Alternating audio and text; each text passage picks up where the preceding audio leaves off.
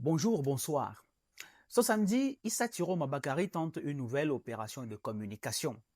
Dans une tribune publiée sur sa page Facebook, nous avons tous lu, il affirme que certains membres du gouvernement et même des officiers de l'armée l'auraient appelé pour le féliciter et lui dire qu'ils comprennent bien la situation.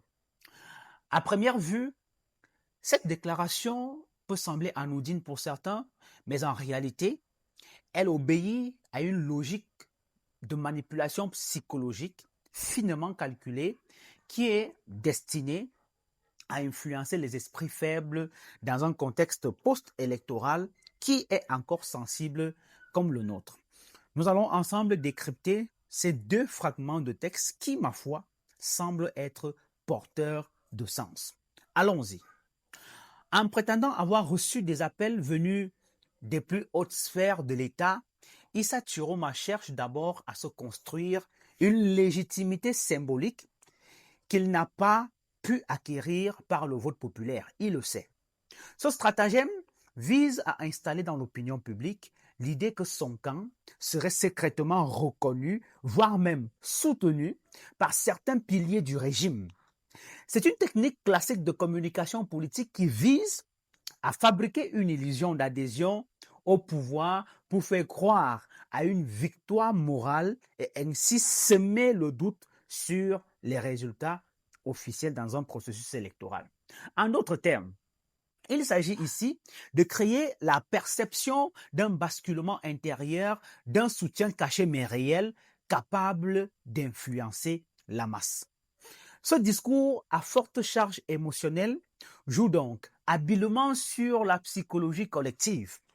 Dans les périodes de tension politique, vous allez le remarquer dans certains pays, beaucoup cherchent, et c'est de leur droit, des repères, des signaux, des indices de changement.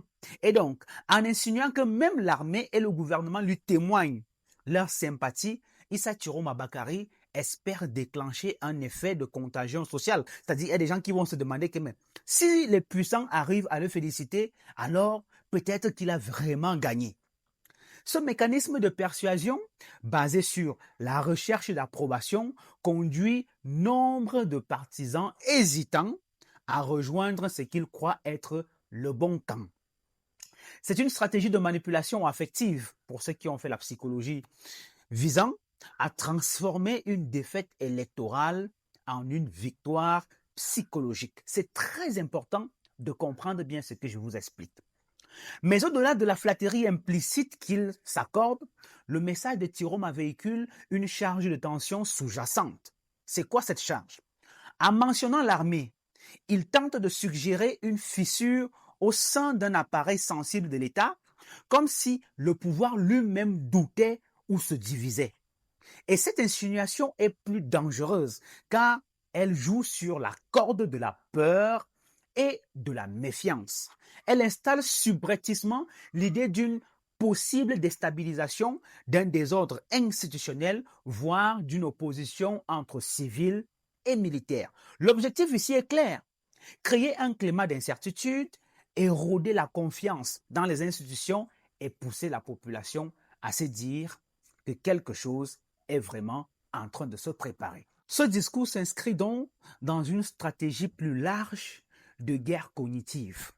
Après avoir perdu la bataille des urnes, il le sait, Issa Thiroma cherche maintenant à remporter celle de la perception en prétendant recevoir des félicitations de l'intérieur du système, des barons du régime. Il se met en scène comme un homme reconnu, trahi par les chiffres mais validé par les élites. Il fabrique ainsi un récit héroïque, celui du candidat que les puissants saluent en silence, mais que le système refuserait de laisser triompher. Et cette posture de victime reconnue est une arme rhétorique redoutable car elle entretient dans l'espoir ou alors elle entretient l'espoir chez certains partisans et la confusion dans l'opinion publique nationale et internationale. En définitive donc, la sortie d'Issa Thiroma Mabakari n'est pas un simple commentaire d'après-élection, mais c'est un acte de communication politique prémédité qui cherche à manipuler les émotions et les représentations collectives. Derrière l'apparente confidence se cache une volonté de déstabiliser la perception du réel, de brouiller les frontières entre vérité et fiction et même d'imposer un nouveau récit, celui d'un homme soi-disant félicité par tout le monde, même par les barons du régime, alors qu'il tente désespérément de survivre tout simplement à la défaite. À la prochaine pour un prochain décryptage de toutes les sorties, de la stratégie de communication, de la stratégie insurrectionnelle qui est mise en place en ce moment venant de ce camp. Moi, je suis là pour vous éveiller, je suis là pour attirer votre attention, je suis là pour vous faire comprendre les choses qui se passent autour de vous. Certains ne vont pas aimer mes vidéos, je m'en tape complètement. D'autres vont dire, oh, il est qui pour critiquer qui? Je suis plus intelligent que vous et je vous démontre chaque jour que moi, je comprends votre jeu et je vais l'exposer au grand jour. Salut!